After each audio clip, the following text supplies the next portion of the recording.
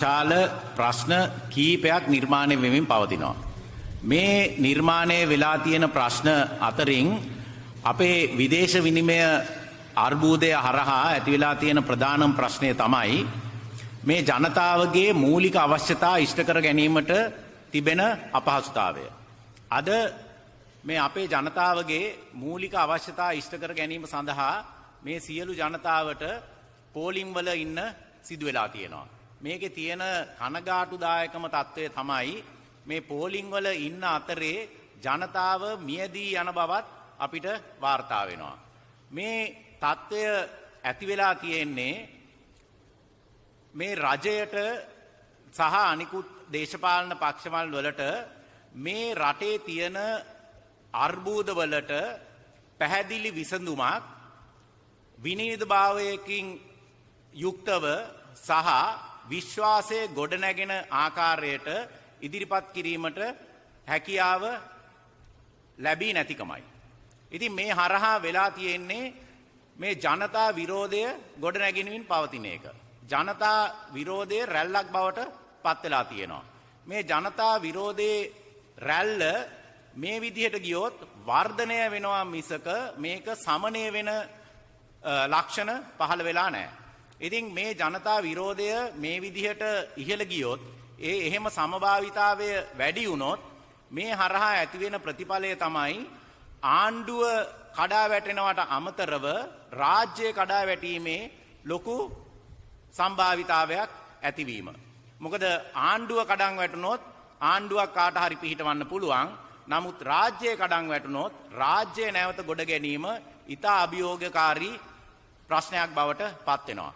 ඉතින් ඒකින්දා අපි මේ වෙලාවේදී කොළඹ තරුණ බෞද්ධ සංගමයෙන් අතිගරු ජනාධිපතිතුමාගෙනුත් රජයෙනුත් මේ පාර්ලිමේන්තුව නියෝජනය කරන සියලු දේශපාලන පක්ෂවලිනුත් ඊටාම බැගෑපැත්ව ඕනෑකමින් ආයාචනය කරලා ඉල්ලන්නේ මේ ප්‍රශ්න විසඳා ගැනීම සඳහා මේ දේශපාලන මතිමතාන්තර පැත්තකට තියලා අවශ්‍ය කෙටි හා මධ්‍යකාලීන අඩුම වශයෙන් විසඳුම් ජනතාවට පිළිගන්න පුළුවන් විදිහේ විශ්වාසය ගොඩනැගෙන විදිහේ සහ විනිවිදභාවයකින් යුක්තව ජනතාව ඉදිරියේ තැබිය යුතුයි කියන එකයි. මොකද ජනතාවගේ ඉල්ලීම ඊටාම් පැහැදිලි. මේ ඊටාම් පැහැදිලි ඉල්ලීමට රජය ජනාධිපතිතුමා ඇතුළු සියලුම දේශපාලන පක්ෂ ඊටාම සංවේදීව සහ නම්‍යශීලීව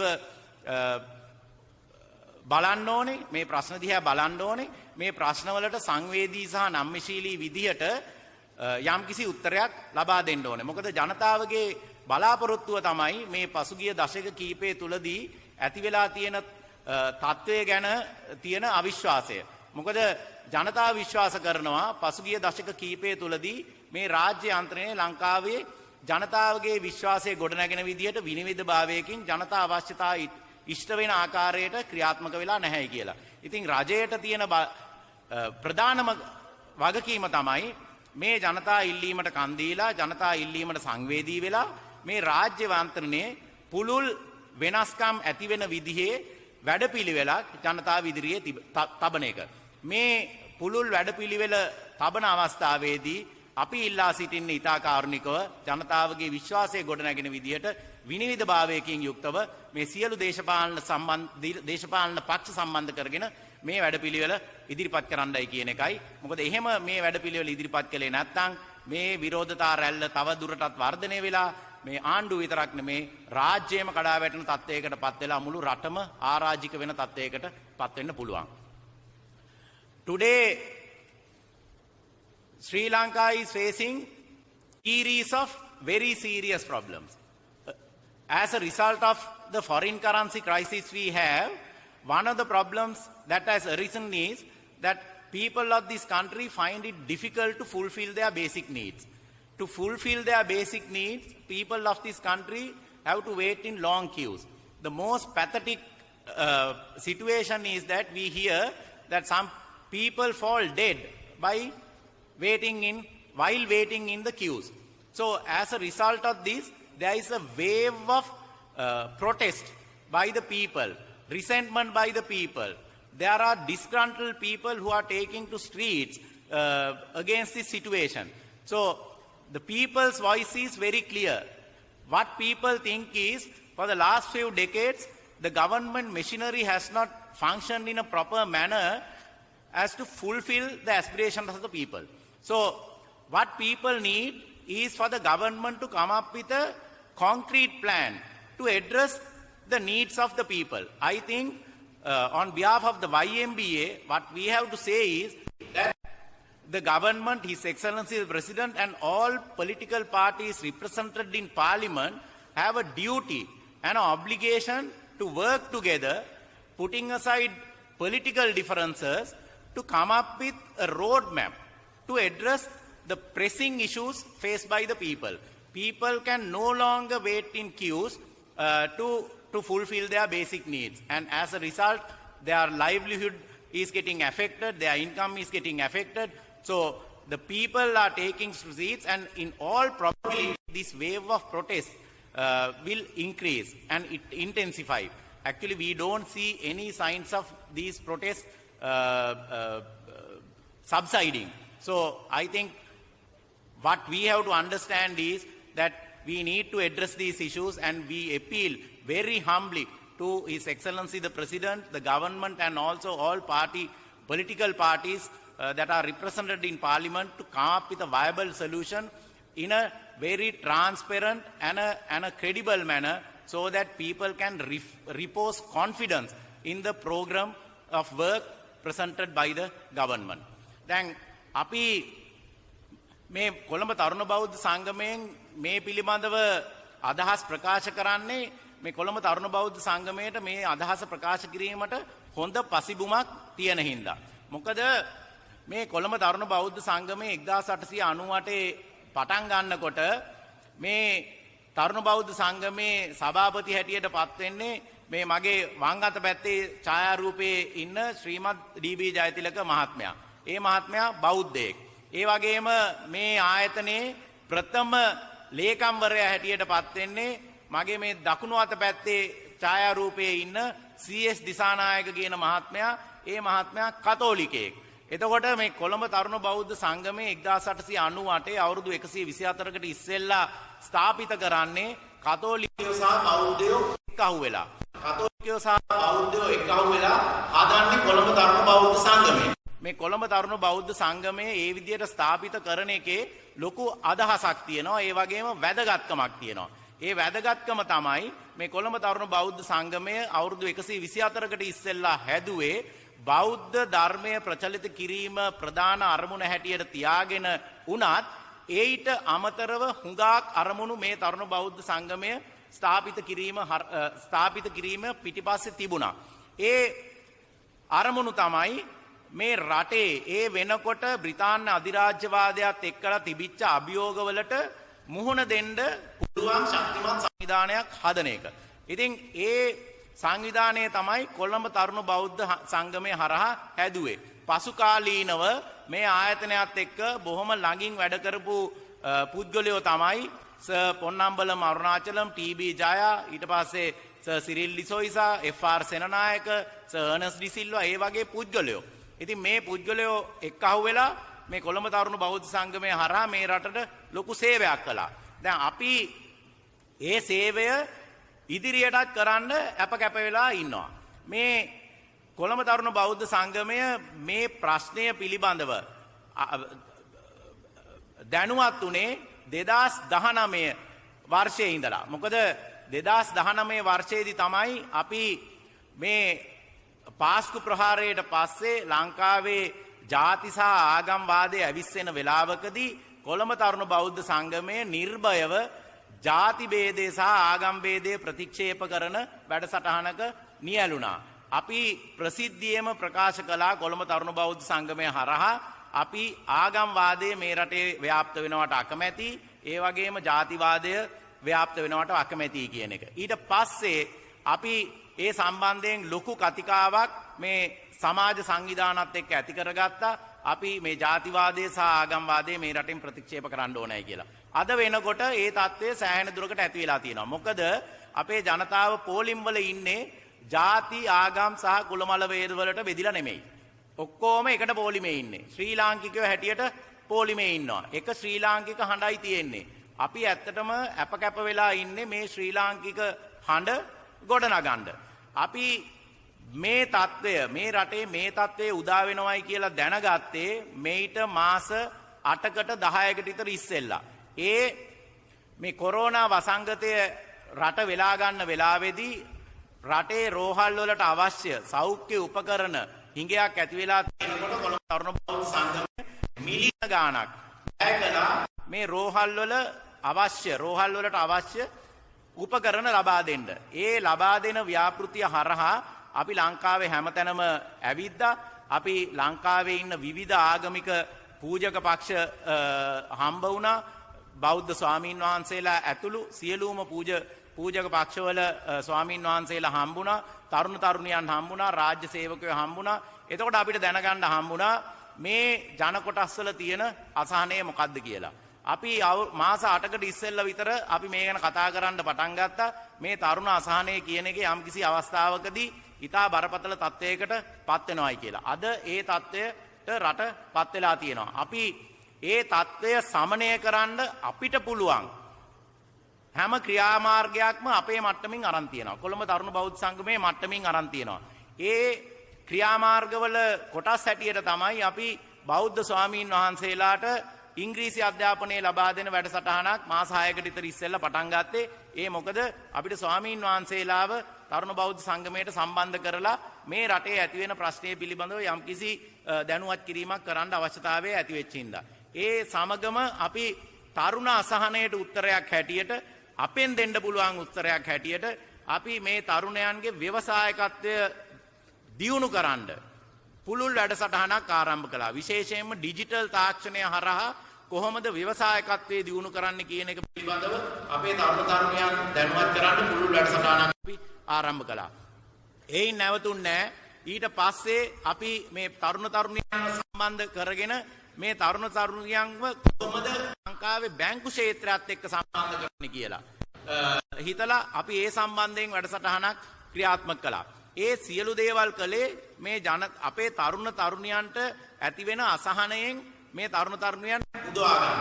ඒට අමතරව අපි මේ තරුණ මානසික ආතතිය මගහරවා ගන්නේ කොහොමද කියන එක පිළිබඳව රටේ ඉන්න විශේෂිත පුද්ගලයන්ව ගෙන්නලා වැඩසටහන් ක්‍රියාත්මක කළා. මේ සියලුම දේවල් කළේ අපිට පුළුවන් ආකාරයට මේ ප්‍රශ්නෙට උත්තරයක් හොයන්න. නමුත් අද අවාසනාවකට වගේ මේ ප්‍රශ්නය මේට වැඩිය සෑහෙන්න දුරදිග ගිහිල්ලා තියෙනවා. මම මුලින් ප්‍රකාශ කළා වගේ අද මේ අපේ ජනතාවගේ මූලික අවශ්‍යතා ඉටු කර ගැනීම බරපතල ප්‍රශ්නයක් බවට පත් වෙලා තියෙනවා. විදේශ විනිමය හිඟකම හරහා එතකොට මේ මූලික අවශ්‍යතා ඉටු කර ගැනීම සඳහා ගෑස් ඒ වගේම අවශ්‍ය ඉන්ධන ලබා ගන්න අපේ ජනතාව පෝලිම් වල ඉන්නවා. පෝලිම් වල ඉන්න සමහර ජනතාව මියදෙනවා. ඉතින් මේක ඇත්තටම ඉතාම ඛේදජනක තත්ත්වයක්. අපිට අපේ කොළඹ බෞද්ධ සංගමේ පසුබිමත් එක්කලා මේ පිළිබඳව අදහසක් ප්‍රකාශ කරන්න නැතුව ඉන්න හැකියාවක් නැහැ. ඒකින්ද තමයි අපි අද මේ මාධ්‍ය සාකච්ඡාව කැඳෙව්වේ. මොකද කොළඹ තරුණ බෞද්ධ සංගමයෙන් අපි මේ රටට කරලා තියෙන සේවයත් එක්කලා බලපුවාම ඉදිරියේදී මොනවද කරන්න පුළුවන් එක පිළිබඳව අපි යම්කිසි මතවාදයක් ඉදිරිපත් කළ යුතුයි. ඉතින් අපි හිතන්නේ අද මේ ජනතා රැල්ල විරෝධතා රැල්ල වර්ධනය වෙමින් පවතින්නේ විශේෂයෙන්ම තරුණ තරුණියන් හරහා. අපි දකිනවා මේ ජනතා විරෝධතා රැල්ල සංවිධානය කිරීම සඳහා විවිධ සංවිධාන ඉදිරිපත් වෙනවා. ඒ වගේම විවිධ පුද්ගලයෝ ඉදිරිපත් වෙනවා. ඒ වගේම සමහර වෙලාවල් වලට අපි දකිනවා විදේශ රටවල් වල ජීවත් වෙන පුද්ගලයෝත් මේ රැල්ල සංවිධානය කිරීම පිටිපස්සේ ඉන්නවා. ඉතින් මේ තරුණ තරුණියන් මේකට පෙළඹිලා තියෙන්නේ මේ කෙටි කාලීන සහ මධ්‍ය කාලීන විසඳුමක් මේ තරුණ තරුණියන්ට සහ ඒ වගේම වැඩිහිටි ජනතාවට දැක ගන්න ලැබෙන්නේ නැති හින්දා. ඉතින් ඒකෙන් හින්දා අපි අපේ ජනාධිපතිතුමා ඇතුළු රජයනුත් සියලුම දේශපාලන පක්ෂවලිනුත් ඊටාම කරුණාවෙන් සහ බැගෑපත්ව ඉල්ලලා සිටින්නේ මේ සම්බන්ධයෙන් මේිට වැඩිය අවධානයක් යොමු කරන්න ඕනේ. මේිට වැඩිය මේ ප්‍රශ්නය පිළිබඳව සංවේදී වෙන්න ඕනේ. අඩුම ගානේ මේ ප්‍රශ්නය පිළිබඳව මේිට වැඩිය සංවේදී බව ජනතාවට ඇඟෙන විදිහට කටයුතු කරන්න ඕනේ. ඉතින් එහෙම කටයුතු කළොත් මේ සම්බන්ධයෙන් යම් කිසි විසඳුමක් හොයා ගැනීමට අපහසු වෙන්නේ නැති බව තමයි අපිට හැඟී යන්නේ. හැබැයි මේ සම්බන්ධයෙන් සියලු අය කැපකිරීම කරන්න වෙනවා. මොකද අපි කොළඹ තරුණ බෞද්ධ සංගමයේ හැටියට මේ ප්‍රශ්නේ ගොඩ එන්න නම් අපි සියලු දෙනාට පුරවැසියෝ හැටියට යම්කිසි කාර්යභාරයක් ඉෂ්ට කරන්න වෙනවා. ඉතින් මම හිතනවා ජනතාවට ඒක අපහසුතාවයක් වෙන්නේ නැහැ. හැබැයි රජයෙන් සහ අනිකුත් දේශපාලන පක්ෂවලින් පාර්ලිමේන්තුව නියෝජනය කරන පැහැදිලි වැඩපිළිවෙලක් ඉදිරිපත් වෙනවා නම් ඉතින් අපි බලාපොරොත්තු වෙනවා මේ වගේ පැහැදිලි වැඩපිළිවෙලක් ඉදිරිපත් වෙයි කියලා. මේ පැහැදිලි වැඩපිළිවෙල ඇතුලේ මම හිතන්නේ මේ රාජ්‍ය යන්ත්‍රණය මොන විදිහටද ප්‍රතිසංවිධානය වෙන්න ඕනේ කියන එක පිළිබඳව ජනතාව කතා කරනවා. ජනතාවගේ ලොකු බලාපොරොත්තුවක් තියෙනවා. මොකද අවසාන වශයෙන් ජනතාවට විශ්වාසය තබන්න පුළුවන් සියලු ජනතාවට සාධාරණයේ ඉෂ්ට වෙන රාජ්‍ය තන්ත්‍රයක් ගොඩනැගීම තමයි මම හිතන්නේ මේ සියලු ජනතාවගේ විශේෂයෙන්ම තරුණ කොටස්වල බලාපොරොත්තුව. ඒ වගේම මේ තරුණ කොටස්වල මේ විරෝධතාවයේ තියෙනවා එක විශේෂ ලක්ෂණයක්.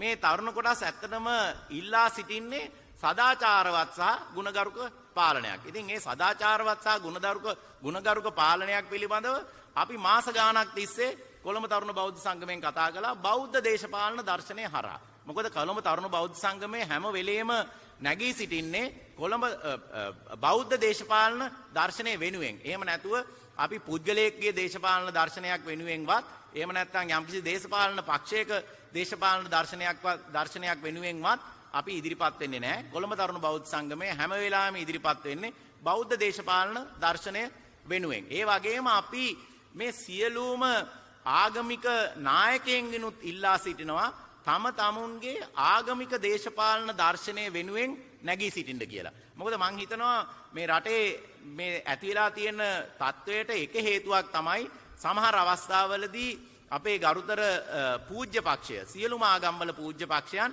එක එක දේශපාලන දර්ශනයන් වෙනුවෙන් පෙනී සිටපු එක. ඉතින් අපි හිතනවා අපි ආගමික දේශපාලන දර්ශනය වෙනුවෙන් පෙනී සිටිනවා නම් සදාචාරවත් සහ ගුණගරුක යාන්ත්‍රණයක් වෙනුවෙන් පෙනී සිටිනවා නම් මේ ප්‍රශ්නය මේට වැඩිය සාධාරණ විදියට ඵලදායී විදියට විසඳ ගන්න පුළුවන් වෙයි කියලා. ඉතින් අවසාන වශයෙන් නැවතත් කොළඹ තරුණ බෞද්ධ සංගමයේ වෙනුවෙන් අපි අතිගරු ජනාධිපතිතුමාගෙනුත් ඒ වගේම පාර්ලිමේන්තුව නියෝජනය කරන සියලුම දේශපාලන පක්ෂවලිනුත් ඒ වගේම රජයනුත් ඉල්ලා සිටින්නේ මේ ප්‍රශ්නය දිහා සංවේදීව බලන්න, නම්‍යශීලීව බලන්න, මේ ජනතාවගේ හඬට සවන් දෙන්න, මේ ජනතාව ඉල්ලන්නේ මොකක්ද කියන එක පිළිබඳව අවබෝධයක් ඇති කරගන්න.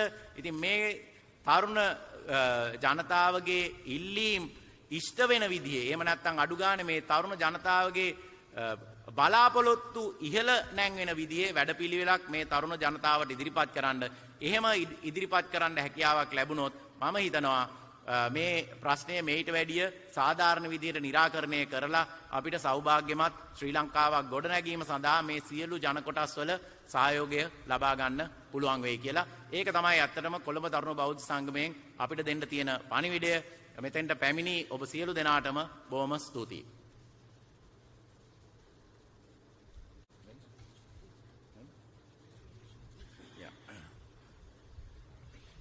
See, actually, we started talking about this, we thought of talking about this issue with the background and the history we have with the YMBA. The Colombo YMBA was started or established in 1898, 124 years ago.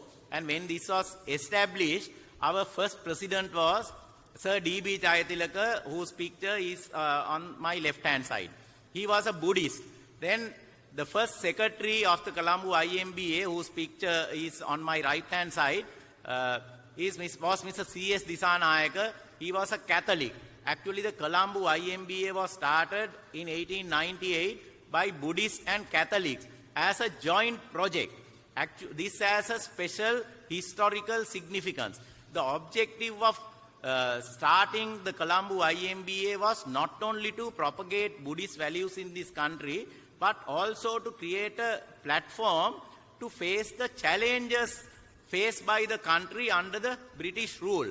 So subsequently, a lot of big personalities in the country worked with the YMBA, such as F.R. Senanayaka, Sir D.B. Jayat, Sir Ernest De Silva, Sir Cyril De Souza, then Sir Ponnambala Marunachalam, T.B. Jaya, all these personalities worked with the YMBA to render a great service to this country. So that is exactly what we are also setting out to do. So today the objective of this media conference is to express our views about the current situation in the country, and the current situation in the country is so grave that our people are finding it difficult to fulfill their basic needs, and they have to wait in long queues for hours. And the most pathetic side of this situation is that we hear that people are falling dead while standing in the queues. So I think the resultant wave of protest by the people is because we have not been able to come up with a viable roadmap where people can place their trust and confidence that this problem will end soon, or at least a roadmap as to when this problem will end. So that is something our people need to know, and I think the government has an obligation to come up with a plan so that the people can have expectation for the future of this country, for the future of their children, and for the future of their for the future of the next generations, really, or generations to come.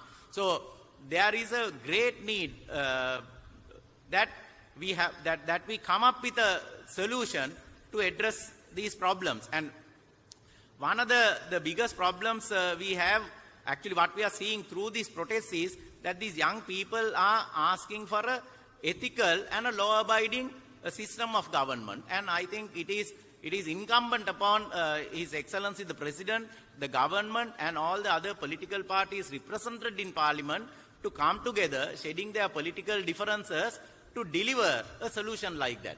And if we deliver a solution like that, people will be able to maybe even suppress their feelings, to cooperate with the government, and cooperate to implement a plan of action like that. So I think the Colombo IMBA's role is here to express our views about the current situation and what the people are expecting from the government, and urge the government, request the government, His Excellency the President, and all political parties to work together and come up with a solution where people can repose confidence in the plan of action come up presented by the government, as well as the system of government. And the people are expecting far-reaching reforms in the system of government where everybody can live in peace and harmony. And the Colombo IMBA always stood for religious unity and ethnic unity, and we have always worked towards that. We identified this problem about 8 months ago when we were distributing medical equipment to hospitals to combat coronavirus, and at that time we were engaging in discussions with various groups, including clergy of all religious faiths. So at that point we realized that this issue will become magnified in time to come, and it has become a reality today. So actually we foresaw this, and we took, from the Colombo IMBA, we took many measures to address this situation, and we came up with programs to develop young entrepreneurship. Then we came up with a program to teach English to Buddhist monks. All these things we did to help this situation, to help address this situation. But now it is beyond our control. Now it is up to the government to come up with a viable plan of action so that people can have faith in the future of this country. Thank you.